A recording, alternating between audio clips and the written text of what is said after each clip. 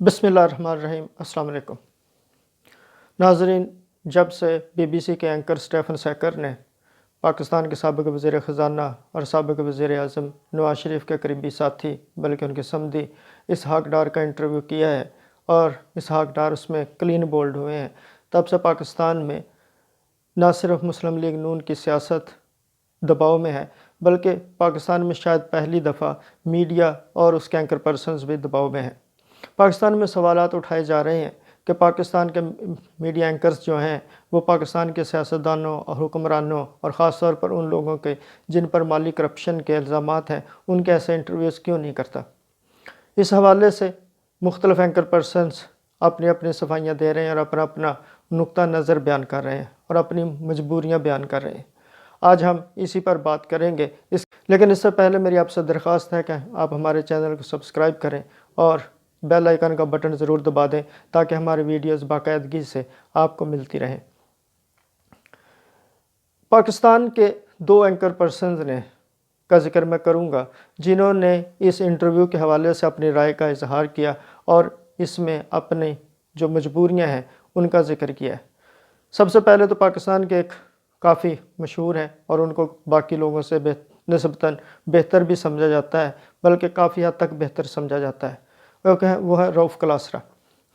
انہوں نے ایک ویلاگ آج کیا اور اس میں کیوں ان وجوہات کا ذکر کیا کہ پاکستان کے اینکرز جو ہیں وہ کیوں پاکستان کے جو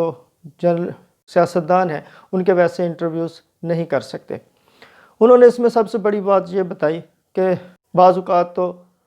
اینکرز جو ہیں وہ اس انٹرویو سے میٹ ہی نہیں کر پاتے کیونکہ شخصیت بڑی ہوتی ہے اور اینکرز جو ہیں ان میں اتنی صلاحیت اور قابلیت نہیں ہوتی یا جرت نہیں ہوتی کہ وہ ان سے سوالات پوچھیں۔ دوسرے انہوں نے کہا کہ انہوں نے بالکل صحیح کہا کہ پاکستان کے جو سیٹ ہیں، جو میڈیا ہاؤسز کے مالک ہیں، ان کی طرف سے بھی دباؤ ہوتا ہے کہ آپ ایک صاف ستھرا انٹرویو کریں، یعنی آپ بڑے میٹھے میٹھے سوالات کریں اور ان کے میٹھے میٹھے جوابات لے کر آ جائیں، کیونکہ ان جو سیٹ ہیں ان کے دوسرے کاروبار بھی ہیں اور ان کی اپنی مجبوریاں ہیں۔ انہوں نے ایف بی آر میں اپنے کام نکلوانے ہوتے ہیں، انہوں نے اسٹیٹ بینک میں دوسرے بینکوں سے اپنے کام نکلوانے ہوتے ہیں، ریفنڈز کا مسئلہ ہوتا ہے۔ انہوں نے یہ چیزیں بہت ساری گنوائی ہیں۔ ایک تو وجہ یہ ہے اور یہ کافی بڑی وجہ ہے۔ دوسرا، اینکرز کے اپنے مفادات بھی ہیں کہ اینکرز جو ہیں ان کو سوالات پوچھنے سے ویسے بھی ڈرتے ہیں اور اسی وجہ سے ایسا انٹرویو نہیں ہوتا۔ اگر سوال کیا بھی جائے، جیسے اب بہت سے کلپس جو ہیں وہ آن ایئر ہیں جس میں شاہ زیب خانزادہ کے پروگرام کے ہیں، حامد میر کے پروگرام کے ہیں اور اس کے علاوہ دوسرے جو اینکر پرسنز ہیں وہ اپنے اپنے پروگراموں کے کلپ شیئر کر رہے ہیں اور ایک طرح کی صفائی دینے کی کوشش کر رہے ہیں کہ دیکھو ہم بھی یہی سوالات پوچھتے رہے ہیں اور اسحاق ڈار ان کے جوابات دیتے رہے ہیں۔ اور یہ کوئی بی بی سی کا انٹرویو کوئی ایسی نئی بات نہیں تھی جس کو اتنا ہائی لائٹ کر دیا گیا ہے، لیکن بہرحال دیکھا جائے تو بی بی سی کے انٹرویو میں اور جو پاکستان میں اینکر پرسن جنہیں جو اسحاق ڈار کے انٹرویو کیے ہیں انہی معاملات پر، تو ان میں بہت فرق ہے، ان کے تاثر میں بہت فرق ہے۔ یہی بات میں کرنا چاہتا ہوں۔ دوسری جو ہم حامد میر بات کرنے سے پہلے کہ پاکستان کا اصل چیز یہ ہے کہ آپ جب انٹرویو کریں تو اس کا تاثر یہی بننا چاہیے کہ آپ حقیقتاً سوال پوچھ رہے ہیں اور حقیقتاً جواب مانگ رہے ہیں، آپ کسی کو صرف صفائی کا موقع نہیں دے رہے۔ اور خاص طور پر اس وقت بھی جب آپ دیکھیں کہ یہی اسحاق ڈار ہوں، نواز شریف ہوں، آصف علی زرداری ہوں یا اس طرح کے دوسرے بہت سے لوگ جن پر مالی کرپشن کے الزامات ہیں، وہ جب میڈیا پر آتے ہیں تو اپنی منی ٹریلز بھی دکھاتے ہیں، اپنے ریکارڈز بھی دکھاتے ہیں، اپنے ٹیکس ریٹرنز بھی دکھاتے ہیں، اپنے گوشوارے بھی دکھاتے ہیں اور بتاتے ہیں کہ میں فلاں جگہ پر یہ ڈائریکٹر رہا، میں فلاں کمپنی کا جو نمائندہ تھا، میں فلاں جگہ کا مشیر رہا، میں نے یہ کیا، میں نے وہ کیا اور یہ ساری میری جو ارننگ ہے یہ لافل ہے، یعنی یہ اس طرح کی کوئی غیر قانونی چیز نہیں ہے۔ لیکن جب انہی لوگوں کو عدالتوں میں طلب کیا جاتا ہے، جب ان پر کیس بنتے ہیں تو یہ وہاں پر یہی منی ٹریلز اور یہی ایویڈنسز جو ہیں وہ پیش کرنے میں ناکام رہتے ہیں، بلکہ پاکستان کے ہسٹری میں ابھی تک تو شاید ہی کوئی ایسی ہو جس پر مالی کرپشن کے الزامات ہوں اور وہ عدالت میں اپنے آپ کو نیٹ اینڈ کلین ثابت کر پایا ہو۔ اندر کھاتے کچھ معاملات طے پا جائیں تو وہ ایک الگ بات ہے۔ اور یہ دو چیزیں تھیں جن کا میں آپ کو ذکر کرنا چاہتا ہوں۔ تو ایک تو یہ ہے کہ آپ کے انٹرویو کا تاثر کیا ہے، کہ آپ سوال کیسے پوچھ رہے ہیں، ان کا جواب کیسے آ رہے ہیں۔ آپ نے آمنے سامنے بٹھا دیا اور سوال پوچھنے شروع کر دیا اور جب تک آپ بندے نے پہلی بات سے لے کر دوسری آخری لفظ تک اپنی بات مکمل نہیں کی، اب چپ کر کے سنتے رہتے ہیں جیسے صفائی لے رہے ہوں۔ انٹرویو قسم کا امتحان ہوتا ہے، اور سامنے بیٹھے جو انٹرویو دینے والا ہے وہ اس امتحان سے گزر رہا ہوتا ہے، اور اینکر جو ہوتا ہے وہ امتحان لینے والا ہوتا ہے۔ امتحان دینے والے کو پتہ ہونا چاہیے کہ میں امتحان دے رہا ہوں، اور امتحان لینے والے کے علم میں بھی ہو کہ میں امتحان لے رہا ہوں، یہ میری ڈیوٹی ہے۔ اور جب انٹرویو ختم ہو تو پھر ناظرین فیصلہ کر لیں کہ امتحان لینے والا کامیاب ہوا یا امتحان دینے والا۔ پاکستان میں دونوں خوش رہتے ہیں۔ یہ اسی طرف ایک رف کلاسرا نے بھی کہا کہ پاکستان میں جو انٹرویو ہوتے ہیں ان میں سے اکثر انٹرویو پلانٹڈ ہوتے ہیں، ان میں پہلے سے سبجیکٹ جو ہے وہ ڈسکس کیے جاتے ہیں، ان پہ سوالات ڈسکس کیے جاتے ہیں، اور ظاہر ہے جب سوالات ڈسکس کیے جاتے ہیں تو پھر ان کے جوابات بھی تیار کیے جاتے ہیں، چاہے میں نے یہ جواب کیسے دینا ہے اور اس کے جواب میں کیا کہنا ہے۔ ایک بہت مشہور انٹرویو ہوا تھا ملک ریاض کا، پاکستان میں ملک ریاض پر بھی اب منی لانڈرنگ کے الزام آپ ہیں، کرپشن کے الزامات ہیں، بلکہ وہ خود اس کا اعتراف بھی کر چکے ہیں کہ میں اپنی فائلوں کو پہیے لگا دیتا ہوں۔ تو ان کا ایک دنیا نیوز پر انٹرویو ہوا تھا جو مبشر لقمان اور مہر بخاری نے کیا تھا، اور اس انٹرویو میں جو کچھ ہوا اور وہ آپ کے سامنے اس کا تماشا پاکستان کے سارے عوام نے دیکھا تھا کہ وہ کیسے ایک پلانٹڈ انٹرویو ہے، لیکن اس کے دوران بھی دو اینکر پرسنز جو ہیں ان کی ملک صاحب کو خوش کرنے کے حوالے سے آپس میں نہیں بن رہی، اور ایک دوسرے سے بڑھ چڑھ کر وہ اس میں اپنا حصہ ڈالنے کی کوشش کر رہے تھے۔ البتہ اب آتے ہیں حامد میر صاحب کی طرف۔ انہوں نے آج اپنا ایک کالم لکھا، جیسے وہ جنگ میں لکھتے ہیں، اس کا نام ہے انہوں نے ہارڈ ٹاک لکھا، اس میں اور بہت سی باتیں ہیں، لیکن اس انٹرویو میں انہوں نے یہ کچھ چیزیں اٹھائیں اور ایک طرح سے اسحاق ڈار کو کلیئر کرنے کی کوشش کی، نہ صرف اسحاق ڈار کو بلکہ پاکستان کے میڈیا ہاؤسز کو، پاکستان کے اینکرز کو اور خود کو بھی کلیئر کرنے کی کوشش کی۔ انہوں نے سب سے پہلا اعتراض تو یہ کیا کہ پاکستان کے وزیر اور مشیر جو ہیں وہ بہت خوش ہیں جب سے اسحاق ڈار نے کا اسٹیفن سیکر نے انٹرویو کیا ہے۔ بظاہر ہے جب کسی کا مخالف جو ہے وہ امتحان میں ناکام ہوگا، اور خاص طور پر سیاسی امتحان میں، تو مخالفین خوشی ہوں گے اور مخالفین کو رنجیدہ ہونے والی تو اس میں کوئی بات نہیں، لیکن انہوں نے ایک عجیب سا اس میں ایک اعتراض بھی اٹھایا کہ جو اسٹیفن سیکر ہیں ان کے سوالات لکھے ہوئے تھے، جبکہ اسحاق ڈار جو ہیں وہ ان سوالات پر اٹک کر جواب دے رہے تھے، اور لگتا ہے کہ اسٹیفن سیکر کافی تیاری کے ساتھ آئے تھے، لیکن اسحاق ڈار کی تیاری نہیں تھی، اور وہ شاید اکانومی پر بات کرنا چاہتے تھے، لیکن ان کو نجی جائیدادیں جو ہیں اس میں الجھا دیا گیا۔ اب یہ اعتراض سمجھ سے بالاتر ہے۔ اب اگر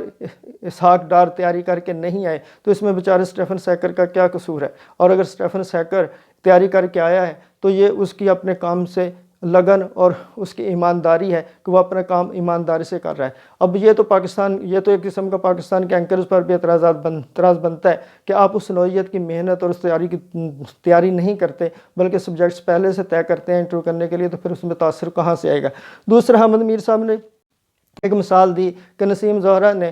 پاکستان کے ایک اینکر ہیں جو 24 پر پروگرام کرتی ہیں، انہوں نے لندن میں جا کر اسحاق ڈار صاحب کا ایک انٹرویو کیا تھا، اور اس انٹرویو کے میں اسحاق ڈار صاحب نے بتایا کہ ان کے خانسامہ کو کس نے اور کیسے اغوا کیا تھا۔ اب ہونا تو یہ چاہیے تھا کہ اسحاق ڈار پر سب جو ایلیگیشنز ہیں وہ ان کی وضاحت سامنے آتی، لیکن اسحاق ڈار صاحب اس میں کسی اور پر الزام لگا رہے ہیں، یعنی اسحاق ڈار جو ہے اپنا کوئی ایجنڈا کسی دوسرے پر الزام لگا کے پورا کرنے کی کوشش کر رہے ہیں، اور حامد میر صاحب اس میں انٹرویو کی بڑی کامیابی سمجھ رہے ہیں۔ دوسرا، انہوں نے کہا کہ جب نسیم زہرا کا یہ انٹرویو 24 چینل پر چلا تو انتظامیہ کو حکم دیا گیا کہ نسیم زہرا کو آپ نوکری سے نکال دیں۔ چینل نے ان کے پیمرا کا حکم ماننے سے، یا جو پاکستان کے طاقتور ادارے ہیں ان کا حکم ماننے سے انکار کیا، تو پھر اس چینل پر طرح طرح سے معاملات جو ان کو تنگ کیا گیا اور چینل کو بند بھی کر دیا گیا، اور یہ اس میں یہ بھی کہتے ہیں، اور یہ جو بات ہے چینل کو بند کر دیا گیا۔ اب 24 چینل کا جب میں آپ کو بتاتا چلوں کہ اس کا جو لائسنس ہے وہ اس نیت کا ہے کہ اس میں انٹرٹینمنٹ کا لائسنس بھی ہے کہ آپ اس پہ انٹرٹینمنٹ دکھائیں گے، لیکن وہ 24 آورز نیوز چینلز دکھا رہے ہیں، اور یہ 24 چینل پر آج کا اعتراض نہیں ہے بلکہ کافی عرصے سے، اور مسلم لیگ نون کے دور میں بھی اس کے خلاف کارروائی ہوتی رہی ہے اور اس کو بار بار پابندیوں کا سامنا کرنا پڑا ہے۔ لیکن اب حامد میر صاحب کی چالاکی دیکھیں کہ انہوں نے اس چینل کی جو بندش ہے وہ اسحاق ڈار کے انٹرویو پر بٹ ڈالتی ہے کہ اسحاق ڈار کے انٹرویو کرنے کی وجہ سے اور نسیم زہرا کو نوکری نکالنے کی وجہ سے ना निकालने की वजह से 24 चैनल को ये सारी कार्रवाई का सामना करना पड़ा। एक तो तरफ तो पाकिस्तान में ये एतराज़ किया जाता है कि देखो गैर कानूनी काम हो रहा है लेकिन उसमें आप कार्रवाई नहीं कर रहे हैं। दूसरा, अगर गैर कानूनी काम पर कार्रवाई करें तो फिर उसमें ये एतराज़ होता है कि आप ये कार्रवाई क्यों कर रहे हैं। और उसमें जब ज़ाहिर है उसके ख़िलाफ़ नून लीग के दौर में भी कार्रवाई हुई थी, तो अहमदीन ने कहा कि मुस्लिम लीग नून के दौर में भी इस चैनल के ख़िलाफ़ कार्रवाई होती रही है। और दूसरी बात उन्होंने ये कहा कि पाकिस्तान में बहुत से चैनल्स पर ये कोई 24 चैनल वह चैनल नहीं है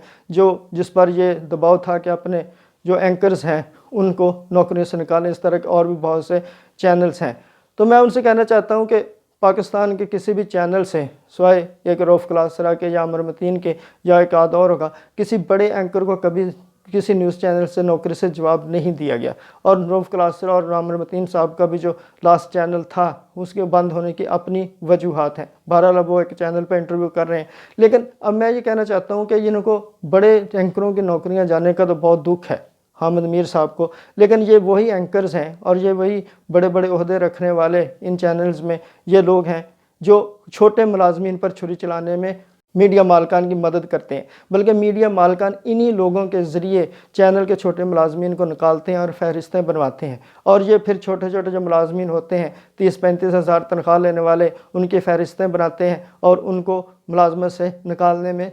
मीडिया मालकान का अलाकार बनते हैं। और आज हामिद मीर साहब जो हैं वो इतराज़ उठा रहे हैं कि ये हम पर जो दबाव होता है वो हुकूमत का होता है। लेकिन हामिद मीर साहब अगर ये बता देते कि हम पर जो मीडिया हाउस के मालकान हैं, जो सेठ हजरात हैं जिन्होंने मीडिया हाउसेस को अपने मफादात के तकमील के लिए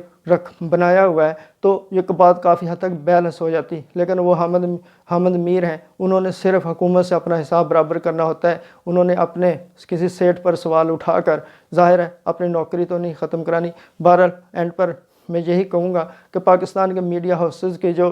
पॉलिसियाँ हैं, अब हुकूमत उन्हें पूरा मौका फराहम कर रही है कि वो अपने आप को आज़ाद करें और हुकूमत की किसी किस्म के असर से आज़ाद हो जाएं। और ये उस वक्त तक होगा कि जब तक